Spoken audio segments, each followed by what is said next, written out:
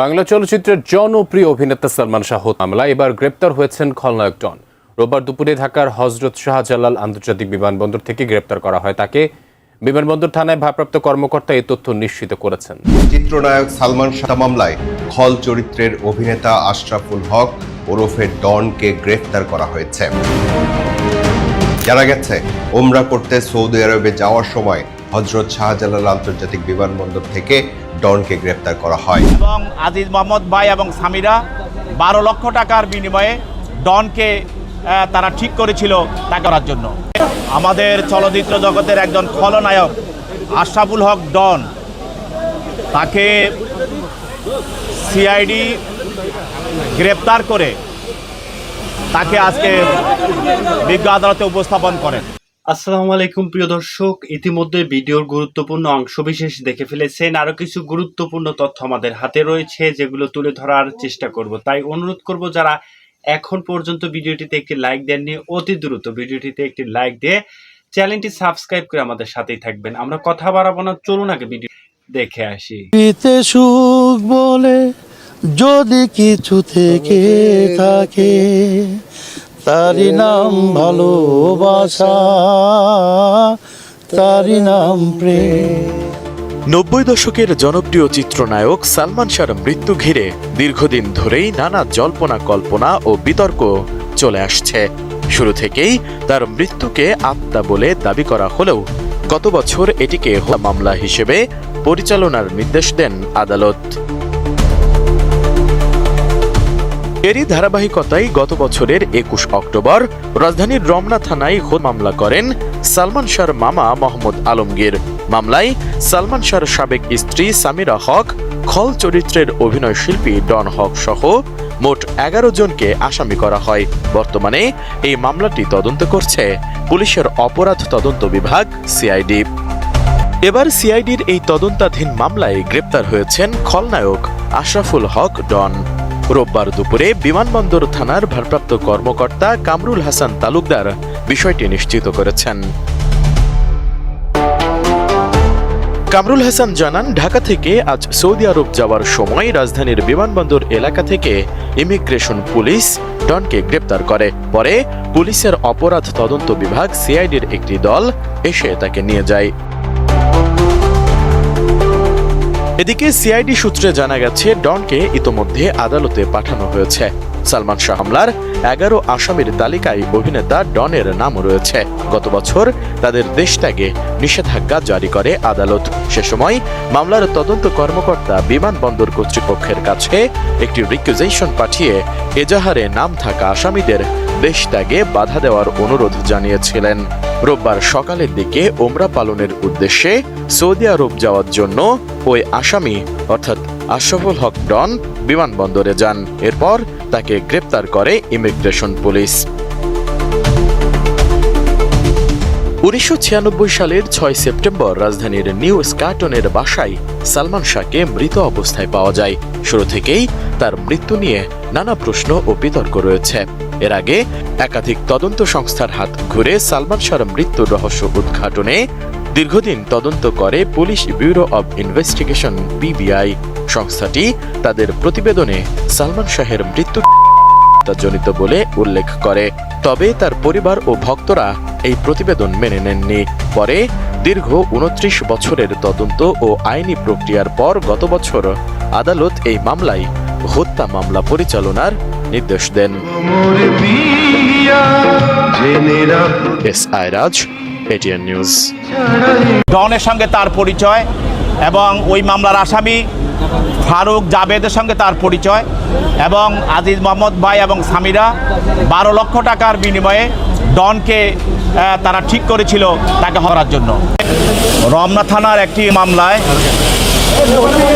আমাদের চলচ্চিত্র জগতের একজন খলনায়ক আশরাফুল হক ডন, তাকে সিআইডি গ্রেপ্তার করে তাকে আজকে বিজ্ঞ আদালতে উপস্থাপন করেন। এই আশরাফুল হক ডন সে আজকে সকাল 5টার সময় হযরত শাহজালাল বিমানবন্দর দিয়ে সে বিদেশে পালিয়ে যাওয়ার চেষ্টা করেছিল। সেখানে ইমিগ্রেশন তাকে আটক করে পরবর্তীতে সিআইডির কাছে তাকে হস্তান্তর করে এবং সিআইডি তাকে গ্রেপ্তার করে আদালতে উপস্থাপন করে। আপনারা জানেন যে আমাদের বাংলাদেশের চলচ্চিত্র জগতের একজন খুবই জনপ্রিয় নায়ক সালমান শাহ, যাকে আজ থেকে 30 বছর পূর্বে তাকে করা হয়েছিল। এই হত্যা মামলার পরবর্তীতে তার মামা এই মামলা দায়ের করে এবং এই মামলা দীর্ঘদিন তার মা, তার বাবা, সালমান শাহের বাবা দুইজনে এবং তার সালমান শাহর ফ্যানেরা আন্দোলন সংগ্রাম করে এই পরবর্তীতে বিজ্ঞ আদালত থেকে আদেশ নিয়ে এই মামলাটি রমনা থানায় একটি হলা দায়ের হয় এবং এই মামলার 4 নম্বর আসামি হলো আজকে আশরাফুল হক ডন। এই মামলার 1 নম্বর আসামি হলো সালমান শাহর একজন, তার স্ত্রী সামিরা হক এবং 2 নম্বর আসামি হলো আরেকটাকারী তার আজিজ মোহাম্মদ ভাই। 3 নম্বর মা মানে সামিরা হকের মা, 3 নম্বর আসামি লুসি এবং 4 নম্বর আসামি হলো আজকের এই ডন। এইসব মোট 11 জন আসামি এই মামলার আসামি। আজকের এই মামলার আসামি আশরাফুল হক ডন, যেই মামলায় তাকে আসামি করা হয়েছে, এই মামলার যে বিষয়বস্তু সেটা হলো গত 6/9/96 তারিখে সকাল 9:30 সময় সালমান শাহের মা এবং সালমান শাহের বাবা এবং তার ছোট ভাই তার স্কাটনের বাসায় তার সঙ্গে দেখা করতে যায়। এরপর তাকে সেখানে সামিরার লোকজন তাকে দেখতে দেয় নাই এবং তারা বলছে সে রেস্ট নিচ্ছে, ঘুমিয়ে আছে। তারপর তাকে সেখান থেকে তারা বিতাড়িত করে, তারা চলে আসে।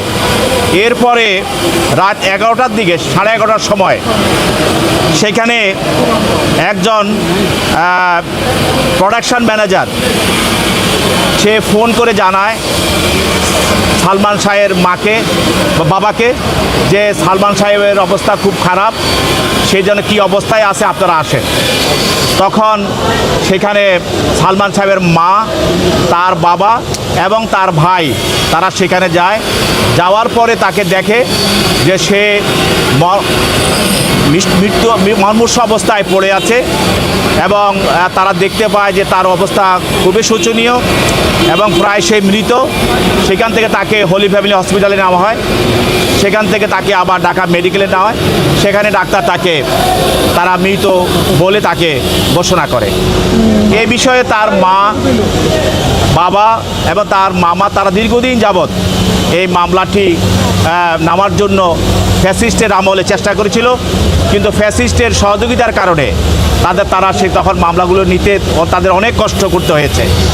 এরপরে আজিজ মোহাম্মদ ভাই এবং ডন এবং সামিরা তারা তার ছোট ভাই তাকে অপহরণ করার চেষ্টা করেছিল তাদের বাসা থেকে, যেন তারা কোনো মামলা মোকদ্দমা না করে, এই ভয় দেখানোর জন্য। কিন্তু ওই মামলায় তার নীলা চৌধুরী অর্থাৎ সালমান শাহর মামলা ক্যান্টনমেন্ট থানায় একটি মামলা করে। সেই মামলায় একজন আসামি, তার নাম হলো জাবেদ, রিজভী আহমেদ ওরফে ফরহাদ, তাকে আসামি করা হয় এবং সেও আবার আসামি। সেই মামলায় সে আদালতে এসে স্বীকারোক্তিমূলক জবানবন্দি দেয় এবং 164 দেয় এবং এই 164-এ স্বীকারোক্তিমূলক জবানবন্দি দিয়া বলে যে ডনের সঙ্গে তার পরিচয় এবং ওই মামলার আসামি ফারুক জাবেদের সঙ্গে তার পরিচয় এবং আজিজ মোহাম্মদ ভাই এবং সামিরা 12 লক্ষ টাকার বিনিময়ে ডনকে তারা ঠিক করেছিল। এই 12 লক্ষ টাকার চুক্তিতে ডন, ফারুক, জাবেদ সহ আরও অন্যান্য আসামি, মোট 11 জন আসামি তাকে করার পরিকল্পনা করে এবং সেখানে যে তার বাড়িতে সেদিন এখানে আজিজ মোহাম্মদ ভাই উপস্থিত ছিলেন। স্বামীরাও ছিলেন, অন্যান্য আসামিরা ছিল। তাকে প্রথমে তার নাকে মুখে ক্লোরোফর্ম দেওয়া হয়, ক্লোরোফর্ম দিয়ে তাকে অচেতন করা হয় এবং তার অচেতনটাকে তাকে আরও গভীর করার জন্য, নিশ্চিত করার জন্য তাকে ইঞ্জেকশনও দেওয়া হয়। মৃত্যুর দীর্ঘ 3 দশক পর ঢাকায় চলচ্চিত্রের রাজপুত্র সালমান শাহর মৃত্যু রহস্যে এসেছে নতুন মোড়। চাঞ্চল্যকর এলার অন্যতম আসামি খল চরিত্রের অভিনেতা ডনকে গ্রেপ্তার করেছে হযরত শাহজালাল আন্তর্জাতিক বিমানবন্দরের ইমিগ্রেশন পুলিশ। রবিবার দুপুরে বিষয়টি গণমাধ্যমকে নিশ্চিত করেন বিমানবন্দর থানার ভারপ্রাপ্ত কর্মকর্তা কামরুল হাসান তালুকদার। ডনকে গ্রেপ্তারের মধ্য দিয়ে মামলার তদন্তে বেরিয়ে আসতে পারে অজানা অনেক চাঞ্চল্যকর তথ্য। তাকে আদালতে হাজির করে রিমান্ডে নিয়ে নিবিড় জিজ্ঞাসাবাদের পাশাপাশি বাকি আসামিদের গ্রেপ্তারে জোরালো দাবি জানিয়েছে বাদীপক্ষ। দীর্ঘ 30 বছর পরে সালমান এজার নামে আসামি তার বন্ধু ডনকে গ্রেপ্তার করা হয়েছে। তাকে আদালতে উপস্থাপন করা হচ্ছে।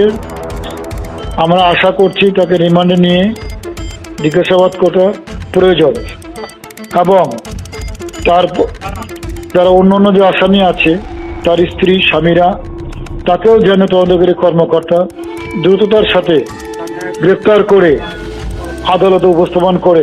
শুধু আসামিকে গ্রেপ্তারেই নয়, দাবি উড়িয়ে দিয়ে সত্য অনুসন্ধানে সালমানের মরদেহ সম্প্রতি কবর থেকে তোলার নির্দেশও দিয়েছিল আদালত। সিআইডির আবেদনের প্রেক্ষিতে ঢাকা মেট্রোপলিটন ম্যাজিস্ট্রেট জুয়েল রানা এই যুগান্তকারী আদেশ দেন।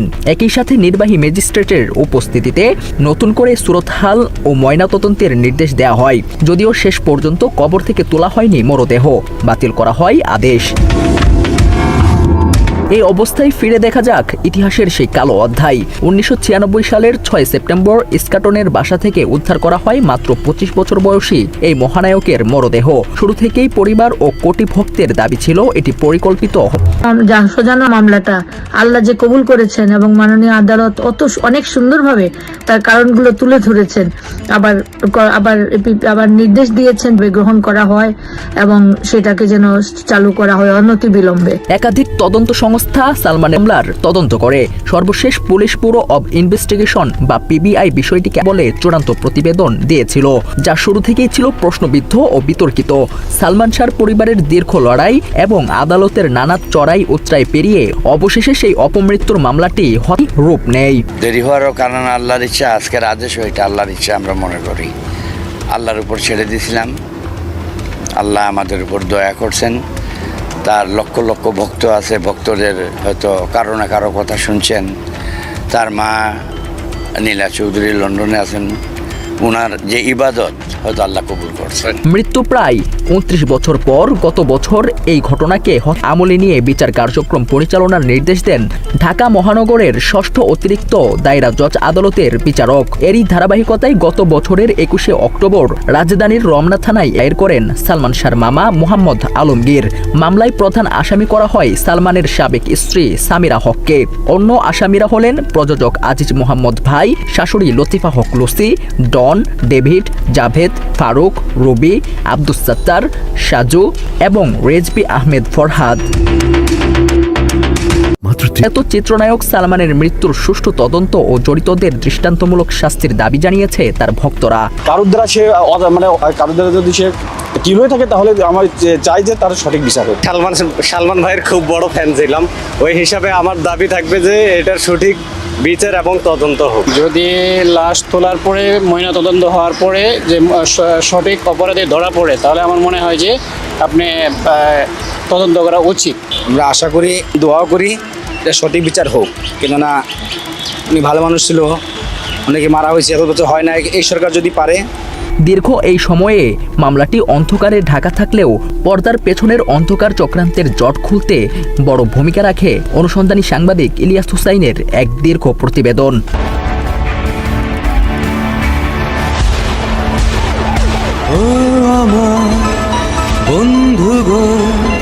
সাংবাদিক ইলিয়াস হুসাইন তার ওই প্রতিবেদনে দেখিয়েছেন এই রহস্যজনক মৃত্যুর পেছনে কারা জড়িত ছিল, খলনায়ক ডন সহ কারা কিভাবে জড়িত ছিল এবং কিভাবে পুরো ঘটনাকে আত্মহত্যার নাটক বানানো হয়েছিল তাও উঠে আসে সেখানে। হত্যাকাণ্ডের আগে ও পরে 6 লাখ করে মোট 12 লাখ টাকা দেন।